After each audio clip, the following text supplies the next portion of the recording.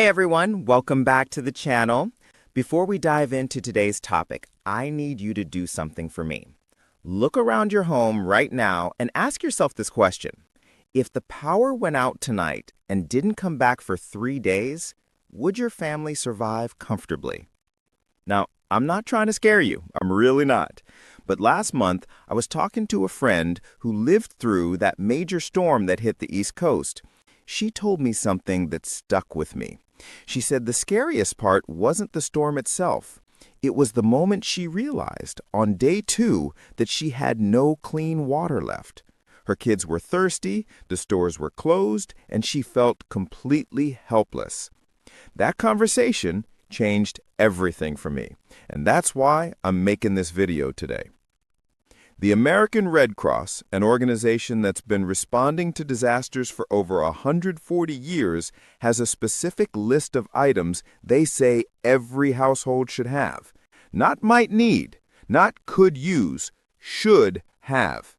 And today, we're going through all 15 of them.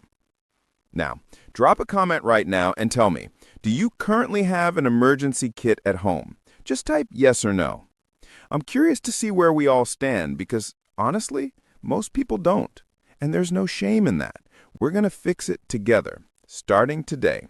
By the end of this video, you'll know exactly what to buy, how much to store, and why each item could literally save your life. So let's not waste any time. Let's get into it. All right, item number 1, and this is the big one, water. The Red Cross says you need 1 gallon of water per person per day, and not just for 1 day, for at least 3 days. So if you've got a family of 4, that's 12 gallons minimum. But here's what they don't tell you up front. 3 days might not be enough. Think about Hurricane Katrina. Think about the Texas freeze in 2021. Help didn't arrive on day 3. It took a week, sometimes 2 weeks. So if you can afford it, aim for a 2-week supply. That's 14 gallons per person. Now, I know what you're thinking. That's a lot of water. Where am I supposed to store all of that? And you're right, it takes up space. But let me put it this way. You can live 3 weeks without food. You can only live 3 days without water. Which one sounds more important? Here's a pro tip that the Red Cross recommends. Buy commercially bottled water and keep it in its original container. Don't open it until you need it. Store it in a cool, dark place away from direct sunlight. And this is important. Rotate it every 6 months. Put a reminder in your phone right now. Set it for 6 months from today.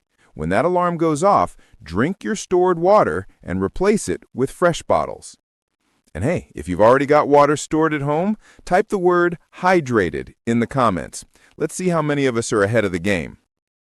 One more thing about water. Don't forget about purification. If you run out of stored water, you need a way to make unsafe water safe. The Red Cross suggests having household bleach on hand. Just 8 drops of regular, unscented bleach per gallon of water can disinfect it. Let it sit for 30 minutes, and you're good to go. But we'll talk more about bleach later. Item number 2, food, but not just any food. Non-perishable food. The Red Cross recommends a minimum 3 days supply of food that doesn't require refrigeration, cooking, or special preparation. Think canned soups, canned vegetables, canned meats like tuna or chicken. Peanut butter is gold in an emergency. It's packed with protein, calories, and it lasts forever. Crackers, granola bars, dried fruits, nuts, these are your best friends. But here's a mistake I see people make all the time.